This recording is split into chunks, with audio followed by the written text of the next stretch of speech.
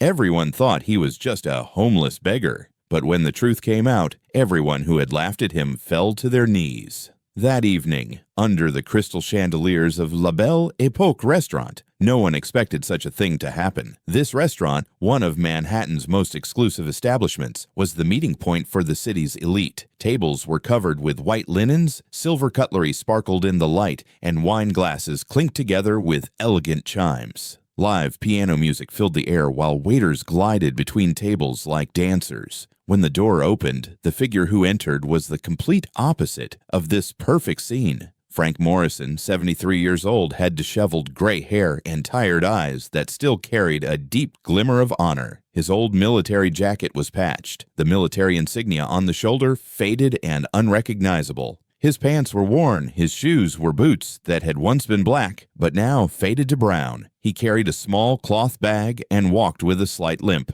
Jennifer, the hostess at the door, was the first to see him. Signs of sudden panic appeared on her face, and she immediately reached for the reception phone beside her to call security. Restaurant manager Robert Harrison frowned as soon as he saw Frank. He had been managing this prestigious restaurant for 15 years and knew what to do when faced with such situations. The man seemed inappropriate for this type of establishment. As he walked quickly toward him, he straightened his collar and put on his professional mask. "Excuse me, sir," Robert said, with barely concealed intolerance hidden beneath a mask of politeness in his voice. "I think you're in the wrong place. This is a private restaurant that operates on a reservation system." Frank quietly looked around. The restaurant's grandeur had impressed him, but he tried not to show it. The crystal chandeliers, the famous artists' paintings decorating the walls. This place, with elegance in every detail, was very different from the streets where he had spent recent years. Most of the customers had turned to look at him, some whispering, others looking with obvious expressions of discomfort. At a corner table sat wealthy businessman Marcus Wellington, 45 years old, wearing a $5,000 suit. Looking at his watch, he turned to his friends. His wife Caroline and business partner David sat beside him. He began speaking in a low voice. "How did this man get in? Where's security? There shouldn't be such people in places like this."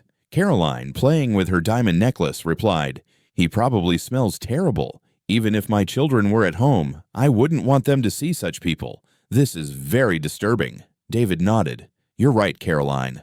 These types of people, they always expect others' pity. Instead of working, they wander the streets and bother people." Frank heard these whispers but didn't react. He had been subjected to similar words for years. He just looked into the manager's eyes and spoke in a calm but slightly broken voice.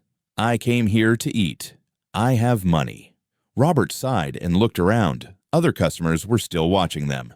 "Sir, we don't accept customers without reservations, perhaps somewhere else. You could eat at a more suitable place."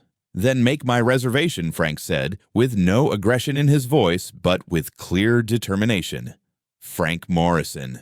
At this point, Marcus stood up from his table. He had become a bit bolder with the effect of the wine he had been drinking. He began speaking loudly so other customers could hear. "Hey, old man, this isn't your neighborhood diner. Go to the grocery store, get a sandwich there. What business do you have here?" His friends began laughing. David, hitting the table with his hand, shouted, "Marcus is right. This place isn't for everyone." Approvals came from other tables. One of them shouted, "These people need to be put in their place." The eyes looking at Frank held contempt, disgust, and superiority. Frank slowly turned to Marcus. There was deep fatigue in his eyes.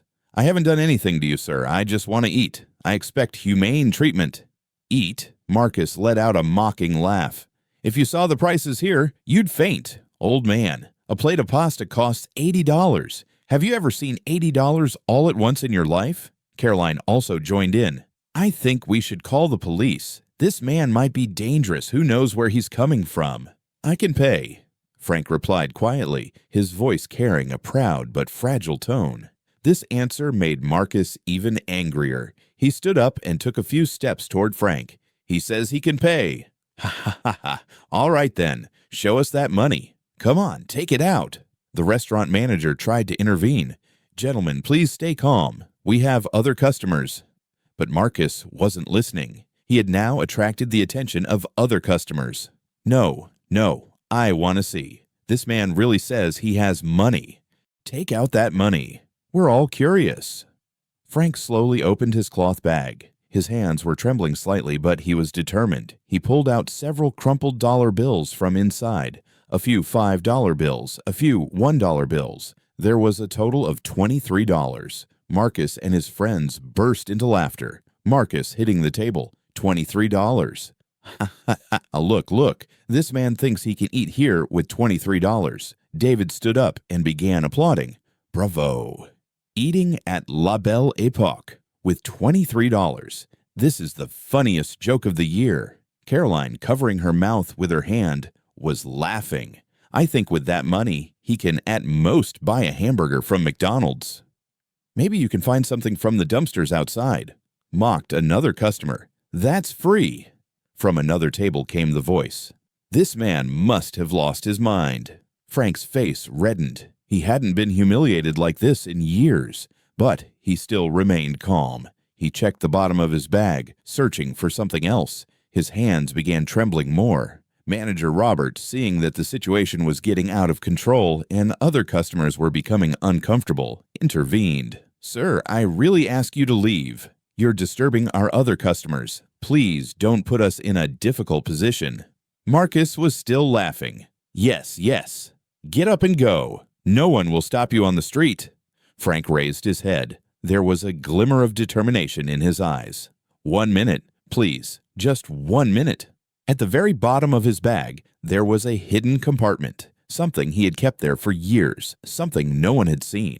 His trembling fingers reached there. He hadn't wanted to open this compartment, but now he had no other choice. His trembling fingers found it and slowly pulled it out. In his hand was a medal hanging from a blue ribbon. On it was an eagle figure surrounded by stars, with Medal of Honor clearly readable below. The restaurant suddenly fell silent. It was as if there was no sound at all. Marcus's laughter suddenly stopped. A frozen expression remained on his face. People were trying to understand what they were seeing. Some were blinking, others trying to look more closely. Frank slowly placed the medal on the table. Even the metal touching the table echoed in the silence. His voice was still calm, but now stronger, more determined. Frank Morrison, former colonel, 82nd Airborne Division, Vietnam War veteran. I received this medal on the day I saved the lives of 47 of my comrades in 1971. The silence deepened even more. Marcus's face had paled. David's laughter had completely disappeared. Caroline had placed her hand on her chest.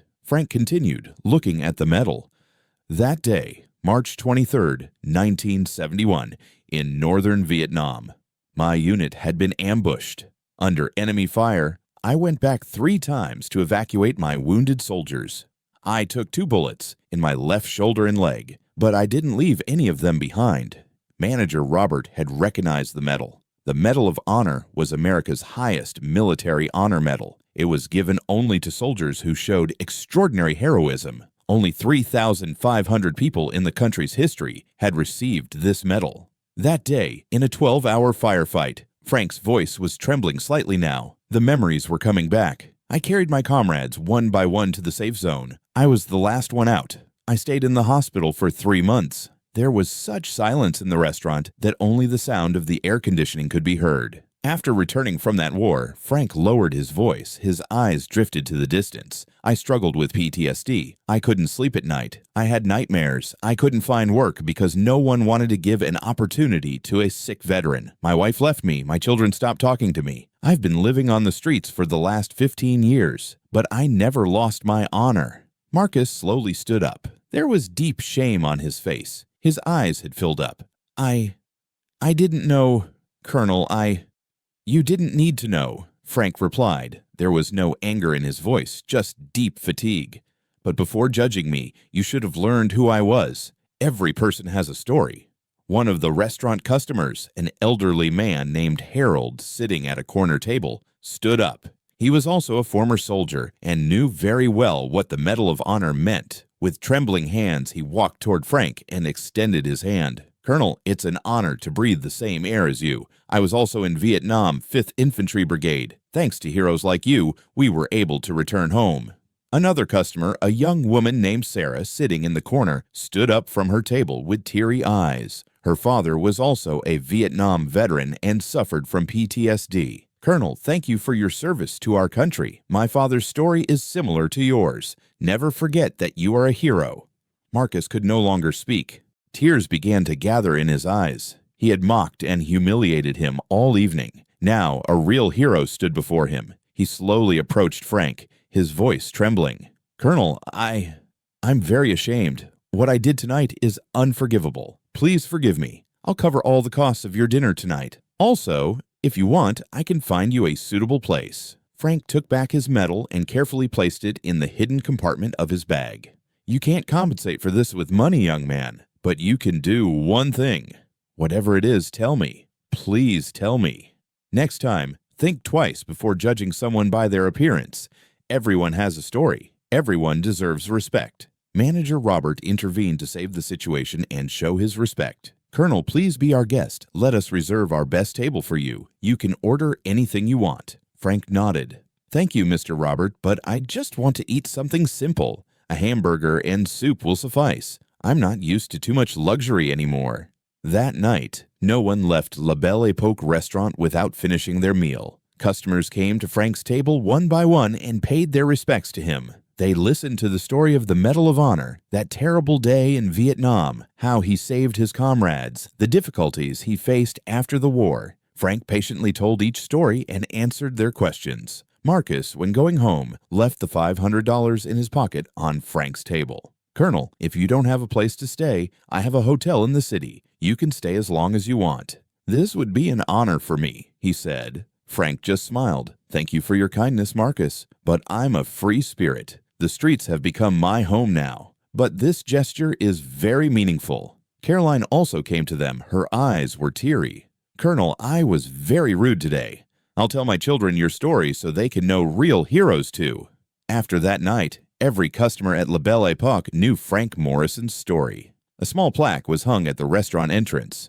True worth lies not in appearance but in character, with respect to Colonel Frank Morrison. Frank still lives on the streets, but now everyone in that neighborhood knows and respects him. Marcus arranged a weekly salary for him. Caroline's children call him Hero Grandpa, because sometimes the most valuable treasures are found in the most unexpected places. And every evening, customers coming to La Belle Époque look at that table and remember Frank Morrison. The lesson that night taught them, never judge anyone by their appearance.